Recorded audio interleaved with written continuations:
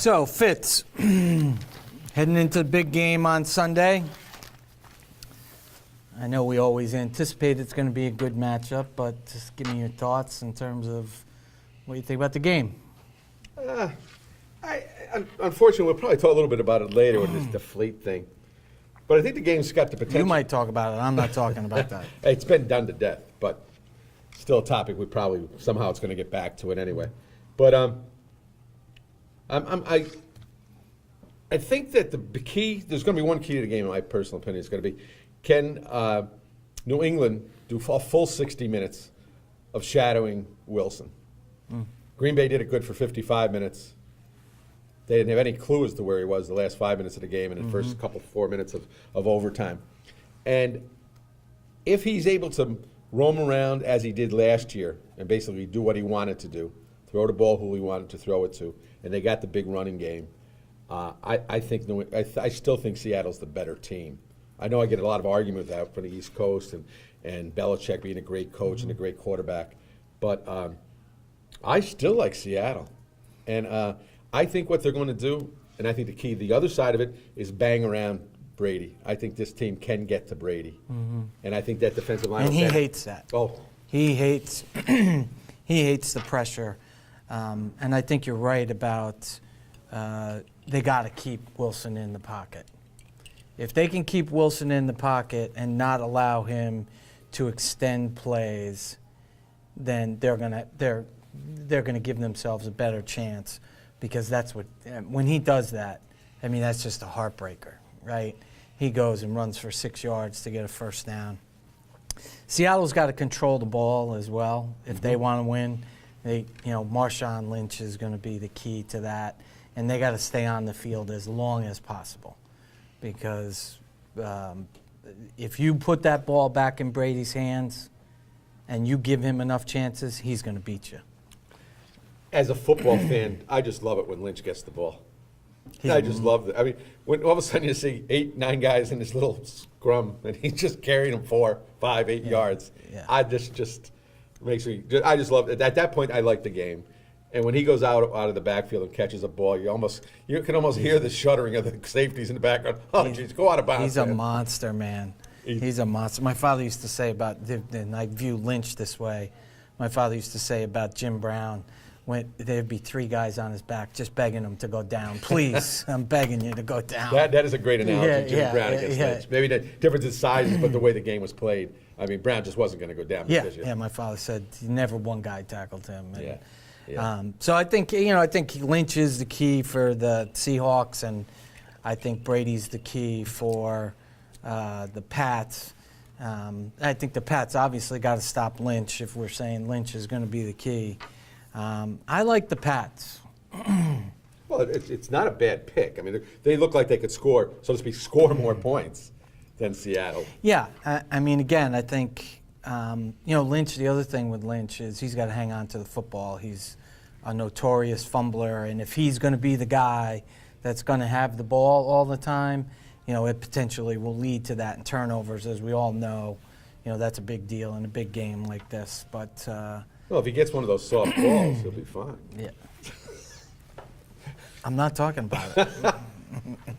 I agree. You know what I think New England will also do is I think you're going to see Gronkowski spread a little bit further out to bring in help me with the cornerback's name, not Sherman, the other young man. Revis. No, for Chancellor. Chancellor. They're going to bring him out. If they can bring him out of and go one-on-one on almost a wide out or a slot position, I think they're going to take a big defensive piece away from Seattle.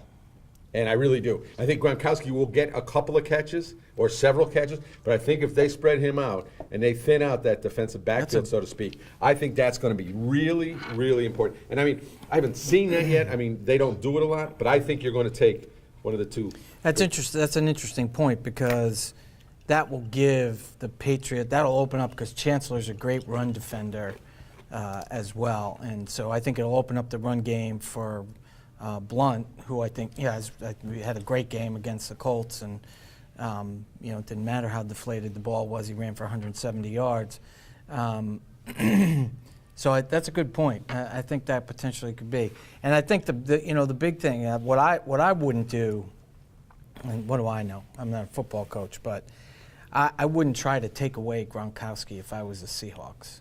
I would just play everybody straight up because the talent. I don't believe that the Patriots have the best talent at wide receiver, anyways, and I think they can play them straight up. You don't have to go and try to play some special defense against them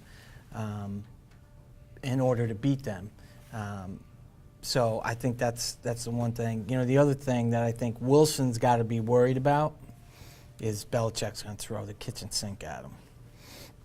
I think he's going to work to keep him in the pocket, but I think Wilson's going to see some things that he hasn't seen before on defensive formations, and Belichick's the best at that in terms of preparing. That'll probably happen. I'm going to go step back where you're just talking about how they're going to defense New England. I think you're going to see an awful lot of the guys, as many as 8 in the box, not necessarily looking to stop the run. I mean, they're going to get a certain amount of yards on a run anyway because Brown's just going to get them. But what I think they're going to try to do, or what I would do, is take away as many short passes from Brady as I could. Let him, if he wants to try to beat me deep, fine, go ahead and beat me deep. But I got two of the best guys out there. I'll gamble on getting beat deep. But Brady lives on those short little passes. And if you can start taking a few of those away, get him a little frustrated, keep him in second and long, third and long, I think you really have a great opportunity of beating them. Because then you have him off of the field, just as you were alluding to earlier. And Brady's like a little bit like a good shooter in basketball, right? When he gets in that rhythm of those short passes and he's running the no huddle, it's like bang, bang, bang, bang, and all of a sudden he's got 60 yards. They're down the field and looking at the end zone. Yeah, so. I think you're going to see a lot of tight one, man-to-man, however they play it. Whether I just think you're going to see an awful lot of banging in the first 5 yards. And you know what? If he Seattle's the most penalized team in the NFL. Yeah, and so there's going to be grabbing and holding and expect more of it.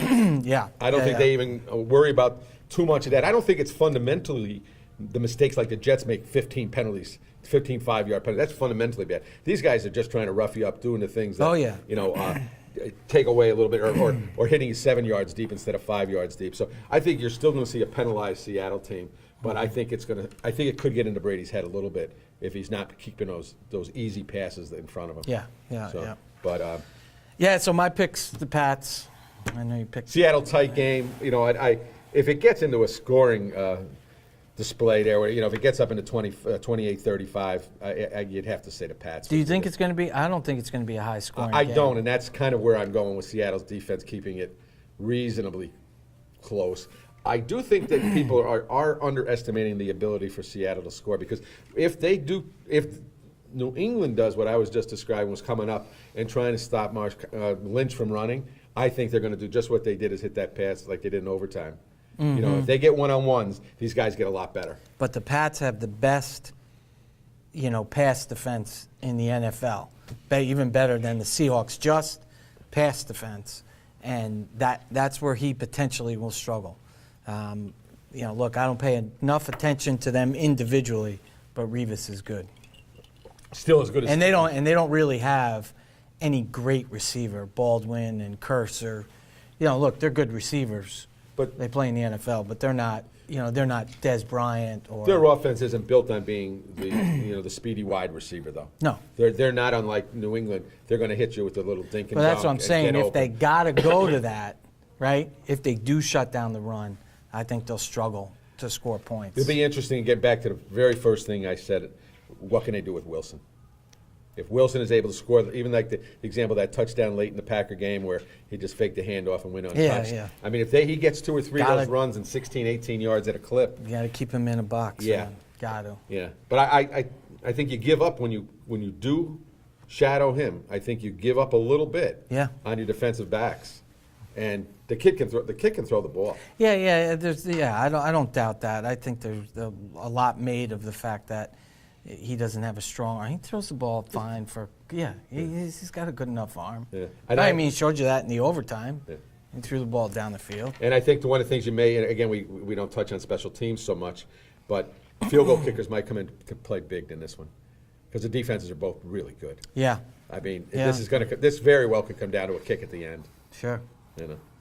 So looking forward to a good game on it anyway. So it's sort of in our discussion here, but I don't know, whatever you think about Deflategate, I'm tired of it. I'll take a I'm different. insanely tired of it. And if the Colts had something to say about it, they should have scored more than 7 points. So I don't think it has anything to do with that game. So I'll take it had nothing to do with that game. I'm going to take a different tack because hey, it's been done to death. I think it's just another example of bad management by Goodell.